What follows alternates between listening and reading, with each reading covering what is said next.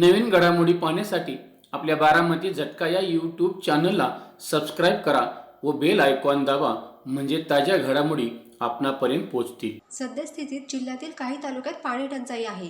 या अनुषंगाने जवळपास 64 टँकरद्वारे पाणी पुरवठा केला जात आहे। टंचाई कृती आराखड्यातील विविध प्रकारच्या 9 उपाययोजनांद्वारे प्रशासन टंचाईवर मात करण्याचा प्रयत्न करत आहे। तरीही जिल्ह्याच्या कोणत्याही भागातून नागरिकांनी पाणी टँकरची मागणी केल्यानंतर प्रशासनाने 48 तासांच्या टँकर सुरू करावा, असे निर्देश ग्रामविकास व पंचायत राज मंत्री तथा पालकमंत्री नामदार जयकुमार गोरे यांनी दिले होते। 48 तासात टँकर देण्याचे आदेश दिले होते, मात्र 24 तासातच अंमलबजावणी झाली आहे। माळशिरस तालुक्यातील जळभावी गावामध्ये पिण्याच्या पाण्याची अडचण होती। ग्रामपंचायतीने प्रशासनाकडे टँकरची मागणी केली होती। जिल्हा नियोजन बैठकीत पालकमंत्र्यांच्या घोषणेनंतर 24 तासात पाण्याचा टँकर जळभावी गावात दाखल झाला आहे। आज शनिवार दिनांक 17 मे 2025 रोजी मौजे जळभावी येथे महाराष्ट्र शासनाच्या वतीने वाड्या वस्त्यांवरील लोकांना पिण्याच्या पाण्याचा टँकर सुरू करण्यात आला आहे। यावेळी टँकरचे पूजन करण्यात आले।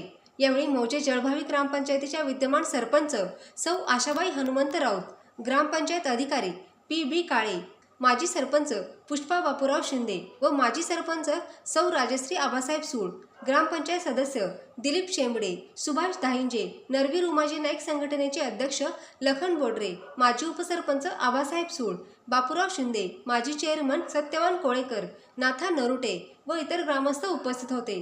जळभावी गावामध्ये पाण्याचा टँकर आलेला असल्याने जळभावी गावातील ग्रामस्थ पालकमंत्री नामदार जयकुमार गोरे यांच्या दमदार कामगिरीवर समाधानी व आनंदी झाले आहेत। नियोजन भवन येथील सभागृहात आयोजित टंचाई आढावा बैठकीत पालकमंत्री नामदार जयकुमार गोरे बोलत होते। यावेळी जिल्हाधिकारी कुमार आशीर्वाद, मुख्य कार्यकारी अधिकारी कुलदीप जंगम, अप्पर जिल्हाधिकारी मोनिका सिंह ठाकूर, निवासी उपजिल्हाधिकारी गणेश निरहाळे, उपजिल्हाधिकारी महसूल संतोष कुमार देशमुख यांच्यासह सर्व उपविभागीय अधिकारी, सर्व तहसीलदार, सर्व गटविकास अधिकारी, सर्व नगरपालिकांचे मुख्य अधिकारी उपस्थित होते।